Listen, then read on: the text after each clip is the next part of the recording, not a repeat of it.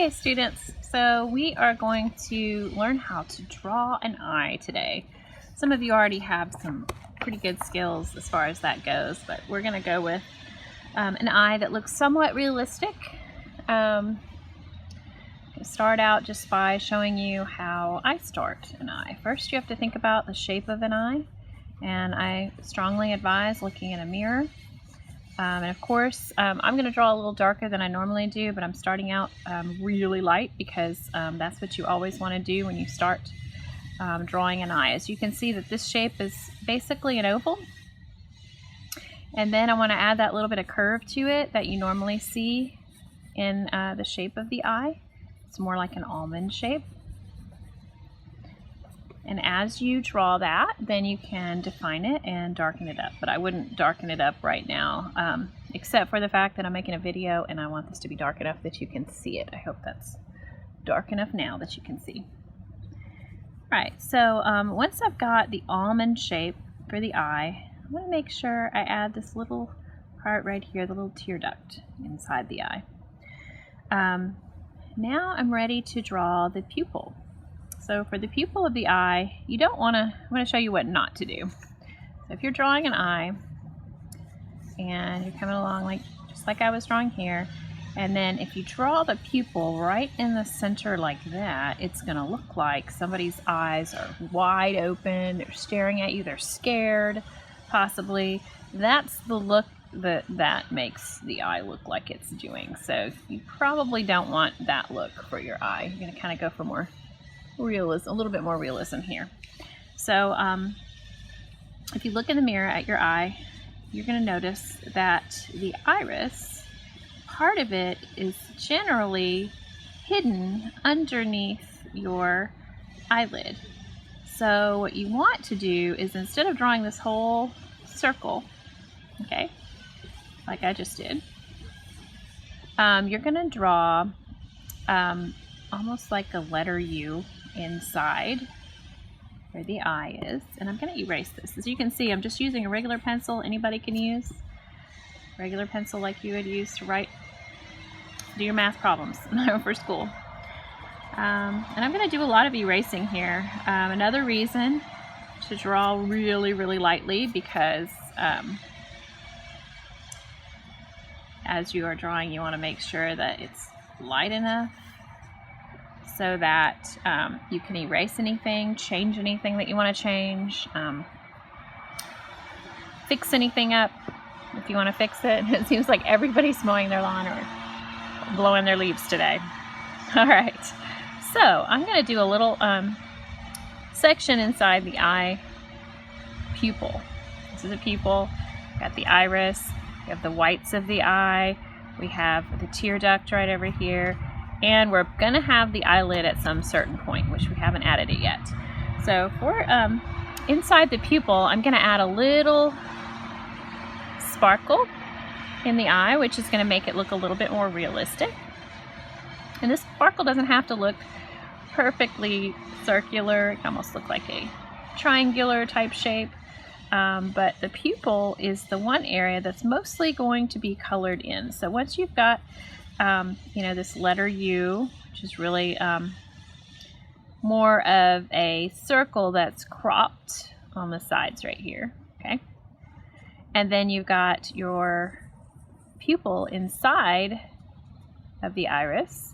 The pupil is going to be pretty much the darkest point inside the eye. So you could go ahead and sort of fill that in, but make sure you leave that little sparkle inside the eye. That's actually going to make your eye look more alive. Your person that you're drawing will look a lot more alive if you just leave that little twinkle in the eye. Just helps a lot with that in the realism part. So now, once I've got this, I may want to go in and start drawing the eyelid. The eyelid starts really close to this area right here. Starts really close to this. It actually could start on that. Some people start it right on it.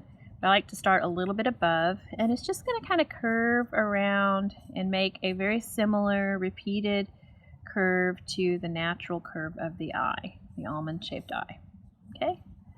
Now, different people have different eyelids. Some people have less of an eyelid. Some people, you can't really see their eyelids. So, of course, there's a lot of variety in different humans that we meet, but just in general, this is just a generic eye, not anyone's eye in particular. Just a little bit of a line right there.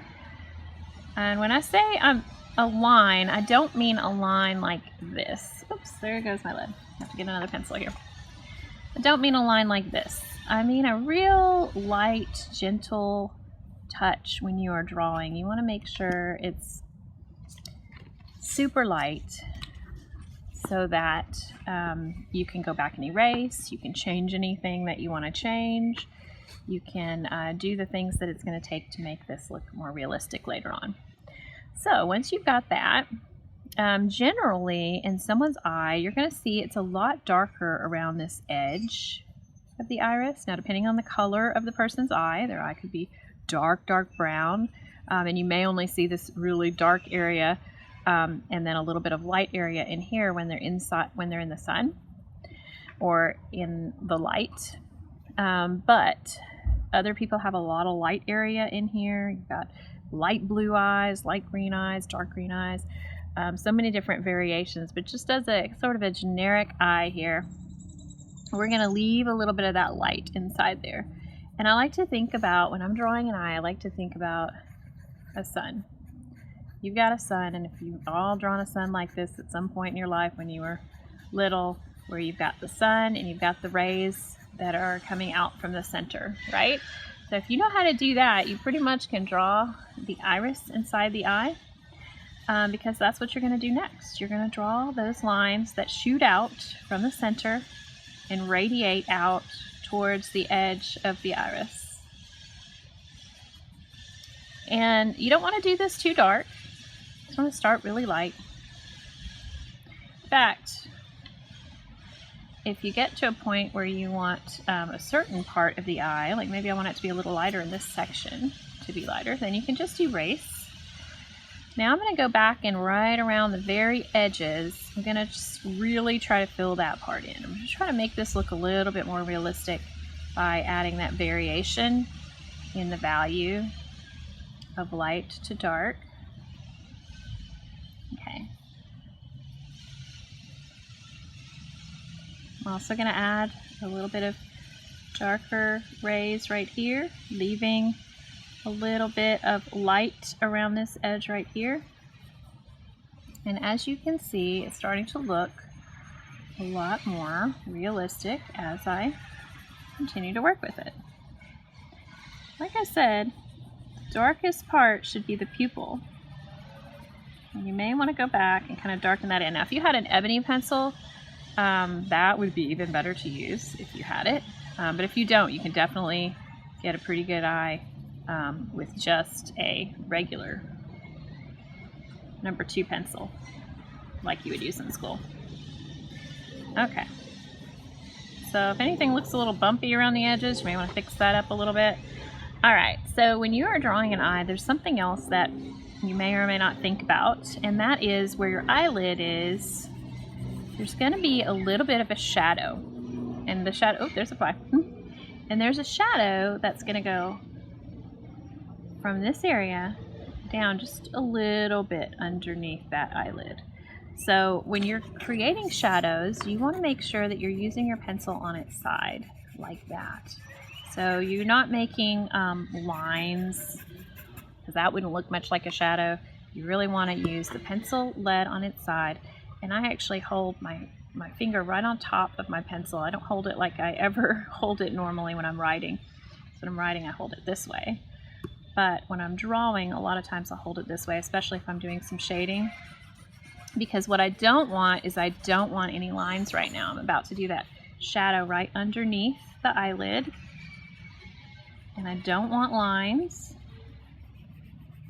And I'm just going to go, a lot of times you might want to turn your paper so that you can get this to work out for you better. And that's going to give a little bit more realism to the eye too, because a lot of times that's something that a lot of artists just kind of forget about, the little bit of a shadow there. And also because the eye itself